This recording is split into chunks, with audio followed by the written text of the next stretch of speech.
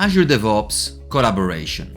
So one of the main features in Azure DevOps and the main advantage is really that collaboration approach where you can collaborate on work items with your team, right? So in this video, I'll walk you through the key elements of collaboration. So we'll see how you can assign work items to different team members.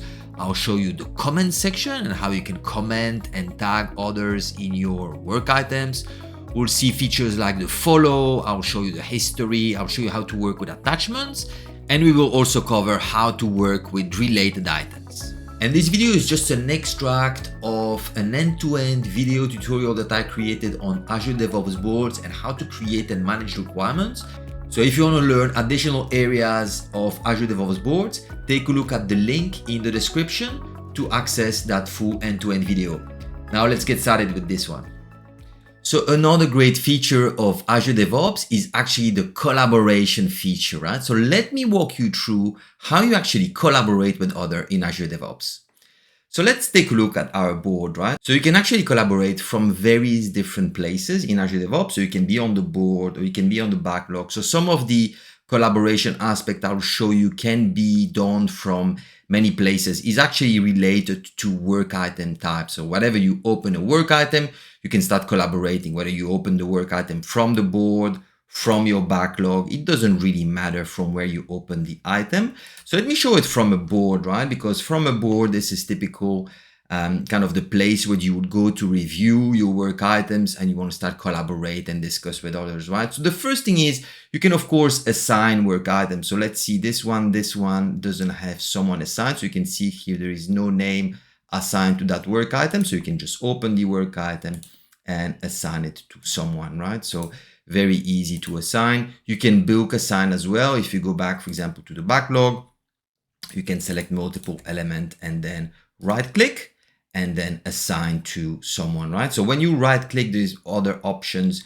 You can link it to other items. You can move it to iteration and so forth. I'll cover some of these a bit later as well.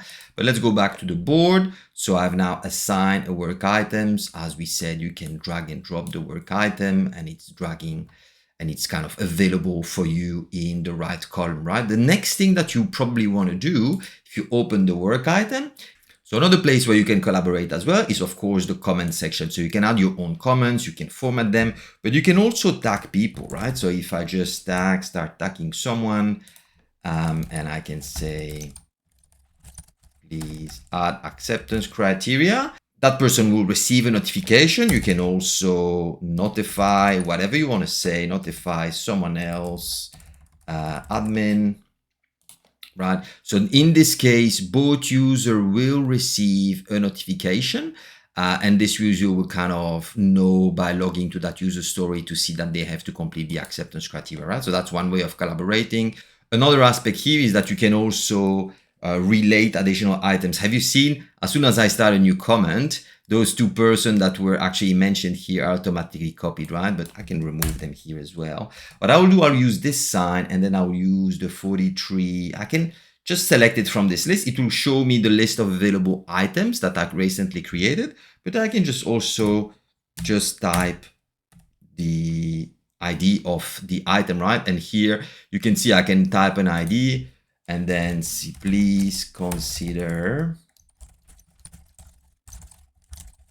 And this way I can make sure that whoever is working on that users will consider that other user story. And what will happen here, you can see related work. As soon as I save that, it will add here the related item, right? So that's how you can very quickly relate additional items, right? Or you can do it manually. You can add a link here and then add existing item. There is many different link types. There is tested by, child. You can create child, task, bugs. You can, relate them as duplicate, parent, predecessor, successor. So there's a lot of different link types and you can link different items to that user story. But using this formatting that I showed you is kind of the easiest way to start linking or relating items between each other. Another feature as well here is that you can start following. So the follow will let you, and I clicked on the settings here, you're not subscribed because you're not following. You can subscribe, which is You can see all the notification, receive all notification related to that work item, or you can specify how you want to be notified, right? But if you follow, you will now be notified as soon as there is, anything that happens on that user story. You will be notified by email that something changed on that user story. Another handy item when you start collaborating on user stories is you want to maybe see the history. So the history, who, created the item, what fields got created, what field got changed, who added a comment. You can really see all the details of the history of what happened on that user story. You can also see how the user story evolved over time in terms of states.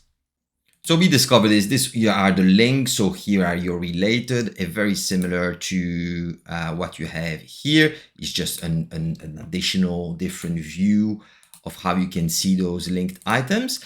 Another feature is the attachment. So you can attach files. So if I click on add attachment, it will let me attach any attachment. So here, if I select whatever document I want to attach, you have a few options here to play with the document. You can preview the document as well, but you can also, what I often do is I copy the attachment link and I go to my details and I can refer this attachment here as well in the description. Consider the design and then copy paste the PDF. Once you save that, that person will click on that and that will open the attachment and they can review the content of the document. Voila, I hope that you like this video, and if that's the case, subscribe to the channel. I'll be posting more videos about Azure DevOps, exploring all these areas, and I'm really hoping to see you in the next one.